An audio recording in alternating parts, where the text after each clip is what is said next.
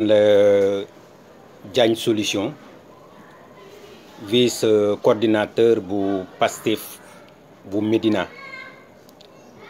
bokk ci mouvement des patriotes de Dakar ànd ci dëgg rek ñorñu pour jàppale le président Ousmane Sonko di nuyu ñëpp di baalu ñëpp àq di wax yàlla feebar bi fi nekk yàlla na ko fi yàlla jële yàlla bum ñu dal te yàlla bum dal sunu njaboot di wax ne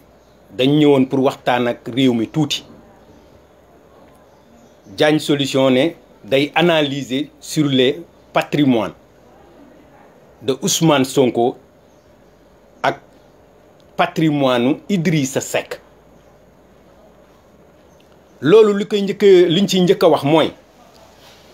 ñu ngi nuyu sunu kilifa diine yi sunu kilifa aada yi di wax ne man Diagne Solution di taalibe sëñ Babacar Sy radiyallahu taala anhu di am ñaari soppe yoo xam ne ci sama dund ñoom laa bëgg muy sëñ Abdou Aziz Sy Dabakh Malick ak Maam Baye Niass am nag référence kuy sa référence muy sëñ Saliou Mbacké loolu képp kuy jullit te nekk ci réew mi war nga am koo sopp war nga am référence parce que nit ku amul référence mooy amul dara te éthique dafa baax ci nit ngëm-ngëm dafa baax ci nit di wax ne dafa bëri lu fi xew ci réew mi ñu war ci wax te ça fait l'occasion ñu war ci wax Ousmane Sonko laay njëkkee kan mooy Ousmane Sonko xale la bu yeroo Sénégal juddoo fi màggee fi defee fi lépp yàlla def mu juddu le 15 janvier 1974 mu jàng yàlla yóbbu ko mu am diplôme mu def mu war a def yépp bi mu fa jógee yàlla defal ko mu am maîtrise en droit public ñu jóge ci loolu mu dem dugg ENAM bi mu duggee ENAM lu ko fa dugal bi mu génnee dafa am major de sa promotion lépp a ngi ci réew mi këyit yeeg yépp a ngi fi bu mu jógee ci loolu ñu jël ko yóbbu ko impôt et domaine ñu yóbbu ko impôt et domaine ci section bi nga xam ne mooy section impôt et domaine bi nga xam ne moo nekk Pikine en 2003 mu dem fa mais terewul mu demaat yokki njàngam mu gën a approfondir ses études bi mu demee mu demaat université bi mu fa génnee mu wutiwaat beneen diplôme bu ñuy ne DEA bi mu ci jógee même Sonko mu nekk titulaire en master 2 de finance nu ñuy yoree xaalisu réew ak nu ñu koy doxalee mu jóge ci loolu dem ci gestion en finance publique de l'Institut supérieur UCF bi mu ci jógee mu dem France dem ci école yi nga xam ne ñoom ñooy ci la génn nekk doctorant du moins en droit public économie fiscale ca France ci Jean Moulin Lyon 3 kooku mooy Ousmane Sonko moom sa monsieur Ousmane Sonko moomu nag yàlla dafa def mu def 15 ans impôt et domaine mu am yu mu waxoon en 2016 bu ma juumul mu ne réew mi dafa am ñu fi nekk muy gouvernement bi mu ne leen bëri na loo xam ne ñu ngi koy def ci réew mi muy normalu mu accuser leen ne leen dafa am anomalie fiscalité yi nga xam ne ñu nekk ci nguur gi du ñu fay impôt te budget bi leen woteel jaarale wuñ ko ci yoon ci loolu ñu woo ko des avertissements am yuñ ko prôné woon am yuñ ko bëggaloon pour yokkal ko mais yàlla def loolu mujjul antu parce que nanguwul du nangu ger Macky Sall bind décret radié ko ci fonction publique ci un fonctionnaire boo xam ne yoonu Sénégal moo ko maye ba mu dugg ci muy administration kenn amul droit dàq ñu ne dafa def droit de réserve dafa war a am droit de réserve lan mooy droit de réserve ñi nekk ci nguur gi du ñu fay impôt ñu ne dañoo war a am droit de réserve ñiñ fi nekk di maanaam di sonn muy baadoole ñu ngi fay impôt ñu ngi fay lépp ñooñu ñoom amuñ problème mais ñi nga xam ne ñoo nekk ci nguur gi di liggéey lu nekk ñooñu ñoom waruñ fay impôt loolu ngay wax ñu ne la da nga war a nekk droit de réserve non Sénégal bëri na caaxaan Sénégal moom dafa yéeme ci réew mi mais biñ ko dàqee ba léegi mu resté constant sur lui-même moom Ousmane Sonko mu génn ne damay def déclaration de patrimoine parce que ñu bëri dañ ko doon wax dafa bare xaalis dafa bëri oto dafa bëri nangam mu génn def patrimoine bi mu lancé son patrimoine mu yónnee ko fépp ci àdduna def ko ci réseaux sociaux yi bind ko def lépp mu ne def naa 15 ans impôts et domaines j'ai vérifié les plus grandes entreprises de ce pays si vous sortez un seul élément où l'on dit que Ousmane Sonko a pris 5 francs def naa mooy fukki dërëm mun ngeen ma tëj je possède mu ne benn kër laa am ñu koy tabax bâti en 2 étages sur un terrain boo xam ne 220 mètres carrés la bu nekk cité kër góor gi kër googu mu ne SICAP SA ñoo ko tabaxal te biñ ko koy tabaxal en 2016 sax parewutoon ci la door a jël këram mu jóge ci loolu ne à part kër googu aw ma beneen kër Sénégal ak lu génn Sénégal benn oto laa yor ñu koy wax marque Toyota Parado version 2006 2013 la même chose li mu wax ne ñaari compte bancaire la am benn bi maa ngi ko am crédit du Sénégal beneen bi maa ngi ko am BICIS sama compte BICIS bi nag 292 734 moo ci nekk mu ne beneen compte bi muy compte beneenam bi budul BICIS bi muy deuxième compte am bi ne muy 0 franc moo fa nekk te bi mu waxee loolu ba jomu yàlla tey kenn démentiru ko kon toujours Ousmane Sonko mu ngi resté constant mais taxul ba léegi Sénégal yëpp joxoon ko bopp ñu ne kon nañ vérifier kan mooy Ousmane Sonko parce que kii li muy wax bëri na te li muy jëf bëri na te ba léegi mënuñu xam kan mooy Ousmane Sonko gars yi gëstu ko biñ ko gëstoo ba léegi defe naa 2016 ba tey jon yàlla tey muy 2021 kenn mosu cee wax wala mosu ci génne preuve à l'appui ne lii Ousmane Sonko ko moom lu dul ay borom xol yu ñuul rek di ne am na ñu fi waxoon ne am na ay 1500 terrain ana ñooñu ñoom ñëpp ñu ngi ci réew mi te loolu ñuy wax ñoom ñoo yor lépp ñoom ñoo yor nguur ñoo yor alal ñoo yor lépp lu ñu bëgg a vérifier mën nañ ko vérifier mais toujours mënuñ la génneel lu Ousmane Sonko wax te moo am na ko te amu ko kon mooy wane ne ce patriote là muy Ousmane Sonko ku jara jàppale la ku jara sàmm la ku am koo xam ne réew mi li mu soxla woon depuis 60 ans wala 60 et quelques ans kooku mooy président Ousmane Sonko mi nga xam ne réew mi ñoo ko war a jàppale parce que c'est un patrimoine lu manqué woon ci réew mi muy jom fulla fayda ngor sell te loolu moo manqué ci suñu réew mi nit ñi amatuñ ngor nit ñi amatuñ fulla nit ñi amatuñ fayda lu ñu bëgg mooy alal rek alalu àdduna rek lañ gës te moom rek lañ gis ñi ñu jubluwuñ amul lenn lu ñuy def loo xam ne dinañ xalaat seen bésu bàmmeel te kenn ku nekk ku mu neex ak ku mu naqadi bés dina jot ñu tëral la ci biir bàmmeel te yow rek yaa fay des ku ko weddi laajal ñi fi jóge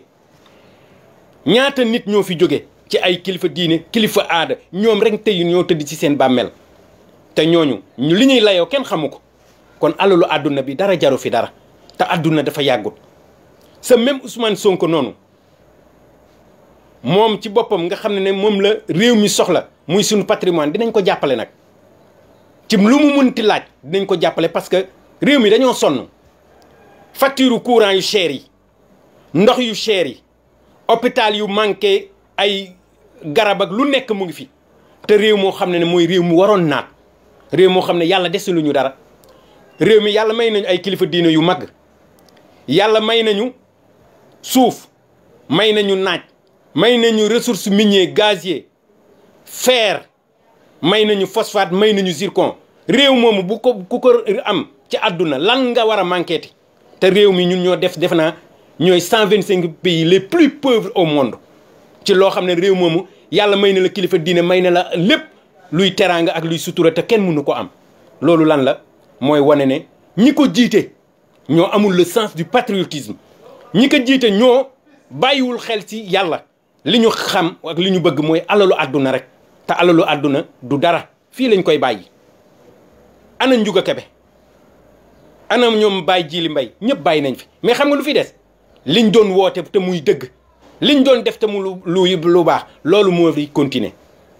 sa même Ousmane Sonko nag moom moo créé benn parti bu ñuy wax Pastef waa léegi nit ku la woon loolu depuis des années te ba léegi li mu waxoon nekk ci dëgg pourquoi Ousmane Sonko moomu créé parti nit ñi waruñ ko mën a jàppale te ndax li mu waxoon démb moom la wax tey li mu jëfoon démb moom la jëf tey te ba léegi kenn mënu ko démentir lu dul ay borom xol yu ñuul rek gis nga suur kel du ko tere feet ci kaw la jëm naaj la ku ko bëgg seen ko ku ko bëggul di nga ko seen kenn mënu ci dara yàlla moo koy def yàlla mooy jàppale doomu aadama te yàlla moo ko samp gis nga garab gu war a doon pénc law bi du ko gis ba koy yett te loolu mooy am kenn du ko tere dem ku mu neex ku mu naqadi pexe gu mënti nit ñi mën a def pour faagaal ga ko wala pour nga fexe ba nga xam ne li mu bëgg fii ak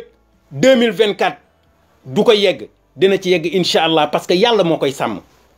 ak magu kilifa diine yi fi nekk ak ñi nga xam ne ils ont le sens du patriotisme dëgg rek moo lay ñor te sonn nañ ci réew mi ci àdduna bi ni di réew mi di doxee ak feebar yi fi nekk jafe-jafe yi li fi nekk yëpp muy ay coono gisuñ kenn ku leen ko mën a fajal ñiñ ko yaakaare woon dañ ñu gën a appauvrir leen dañ ñu gën a ndóolal ñooñu nag ñooy fexe bépp mbir pour rek déstabiliser les patriotes pour déstabiliser ñi nga xam ne dañoo am ngëm-ngëm am yaakaar sunu yaakaar kenn du ko tas du ngeen fi nekk 60 ans ñi amoon rek ay am ñi ñàkkoon di gën a ñàkk ñi nga xam ne ci don quasi gi rek la ñuy nekk di prôner des milliards yoo xam ne moomuñ ko dañ koy sàcc parce que ñoom ñoo xam nuñ koy doxalee moom toujours lui-même kenn mënu ko werante kenn mënu ko wax alal bu mu am loolu nag moo leen di métti te mooy kii seen xol yi gis nga bu dee loolu dinañ dee mooy yàlla moo leen di jàppale moo koy jàppale te mooy jàppale réew mi ba ñu jël ko teg ko ci boppu réew mi nañ fexe nag lu nekk mais yàlla borom bët du leer bi mu ngi ci teg bët te dina ko jàppale te incha allah yàlla dina ko mottali ñu jóge ci loolu tuuti ma dem ci Idrissa Seck kan mooy Idrissa Seck Idrissa Seck mooy nit koo xam ne politicien la dafa 2002 avant 2002 nekkoon na ci gouvernement mais bi mu génnee lu mu def am na ay ministères yu mu yore woon mu génn fa yàlla def ko ba Ablaye Wade nekk mu jàppale Ablaye Wade ba sunu maam Ablaye Wade gàcca ngalaama borom xolu jamaa bi ku rafet xol a ngi noonu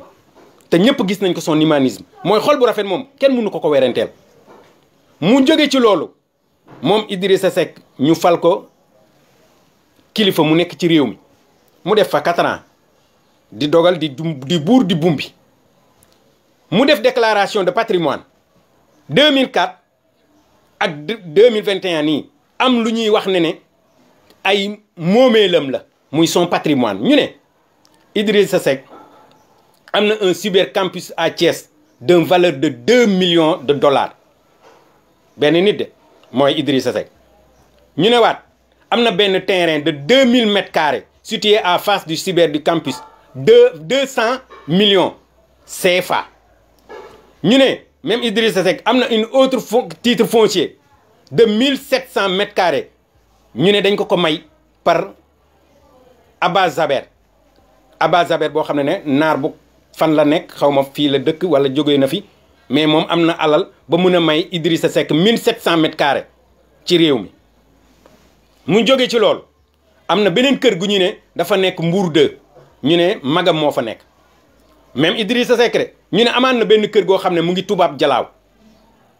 kenn estimé wul tamit kër ga. ñu jóge ci loolu ñu ne am na benn domaine d'au moins de 100 hectares évalué à 3 milliards ñu ne ci forêt de Bandia moom Idrissa Seck de benn nit du kooku de xam naa ne wërsëg googu moom yàlla ree kii nag yaatu na. ñu jóge ci loolu ñu ne am na benn kër goo xam ne mu ngi nekk Point E ñu jóge ci loolu ci 8e point ñu ne am na benn terrain boo xam ne près de 2 hectares la au bord de la mer non loin du Point E d'une valeur de 20 milliards laa wax 20 milliards benn milliard ñaari milliards ñetti milliards ñeenti milliards ba 20 moom Idrissa Seck moom am na ko ci benn terrain kon bu nekk ci côté géej gi kon géej gi ñu doon bañ kenn jege fa defe naa ne kon am ay borom doole yu fa nekk te ci loolu waxul compte bancaire am de waxul amul wanewul compte bancaire am wanewul otoom te loolu yëpp am na ko moom sa Idrissa Seck waa xoolal loolu nag ki nga xam ne am na loolu yëpp te waneguñ compte bancaire am wanewul ay oto yu mu am sa même Idrissa Seck moom moo waxoon Macky Sall vision jam ñaajo la yem moom moo tuumaaloon Macky Sall ana 7 milliards Taïwan yi moom Idrissa Seck moo def loolu moo wax loolu moo doon jàppale wala moo doon xañ moo doon xeex Macky Sall ci bépp côté képp ku yàgg ci réew mi nga nekk xale sax loolu fii la fekk parce que ñun ay 2000 ak nangam yi fii la ñu fekk kooku tey moom lañ jël conseil économique et social jox ko ay milliards ne ko géreel dawalal te moom ci boppam te ñu ne am nga le sens du patriotisme nga am loolu yëpp ñu fal la poste nga ne man moom ak yow ak Macky Sall ay mburu ak soow ngeen te ngeen xeex fi 2006 wala 2000 nangam ñëpp fekkee fi ba tey lu la xañ kee moo la ko xañ lu kee xañ yow yaa ko xañ léegi tey ay mburoog soow ngeen ay mburoog suukar ngeen maanaam ku nekk daal bu mu jëlee wàllam ngeen boolewaat kenn ku nekk li mu am ku nekk daal mburoog soow ngeen ñun nag moom ñun ñuy gën a appauvrir di gën a ñàkk di gën a am ay jafe-jafe ba nga xam ne réew mi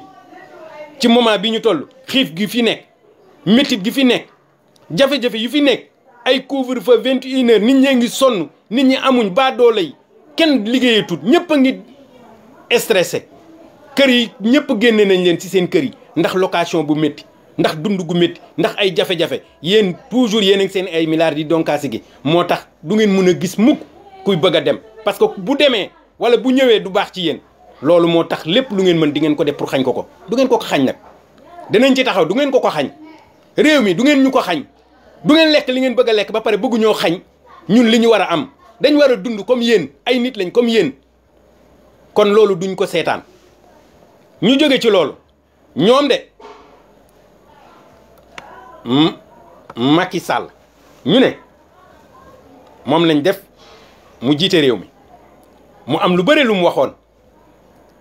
ñu koy nit ñi yaakaare woon te am ñu bëri ñu ko jàppale am ñu ko voté la amoon ci moom yaakaar muy jeune ñëpp amoon ci moom yaakaar tey il a déçu le peuple ku waxal yàlla billahi il a déçu le peuple du question nag dafa bañ mais daa mënut bañul mais dafa mënut ku mënul bawul yàq lu yàqu yawa kooku noonu nag war nañ mën a wax ana son patrimoine def naa ñoom lañ waxoon na 8 milliards te moom ba léegi deful déclaration de patrimoine te moom lañ fal depuis ñaata lañ ko fal du 2019 waaw moom du def patrimoine ah élection def na 2e mandat léegi du ba léegi warul kii te prêter na serment 2e lu constitution bi wax mooy boo prêter serment après da ngay joxe sa kii sa patrimoine moom waxagul ba léegi patrimoine am nag léegi loolu duñ koy def dañuy bàyyi loolu waru cee wax nañ bàyyi noonu mu jàll non Sénégal moo bëri caaxaan ci ñoo xam ne yow yéen a ñu waroon taxaw yéen a ñu waroon jàppale ñi nga xam ne ñoo ko waroon jàppale gën ñoo dëggal gën ñoo ñu yor institution bi ñoo ko war a wax indil yow li nga yor fan nga ko jëlee wala lan nga wane ko ñëpp àdduna yëpp gis ko mais loolu doo ci wax léegi yaa ngi ci patrimoine ñeneen yow sa patrimoine anamu wane ko ci réew mi yaa ñu jiite yow yaay njëkk a wane sa patrimoine te loolu da nga ko war a wane boo amee ñaar dërëm sax ñu xam ne ñaar dërëm nga am ñi fi génn ñëpp ci ministre ñi fi yor ñëpp waa léegi xoolal ñoom ñaar wala ñoom ak ñeneen ak ñooñu léegi ñi fi jóge woon ñëpp muy yeneen kilifa yi nga xam ne depuis 60 ans ñu ngi fiy gouverner mu mel ni comme ay ñoom maam Moustapha Niass sunu maam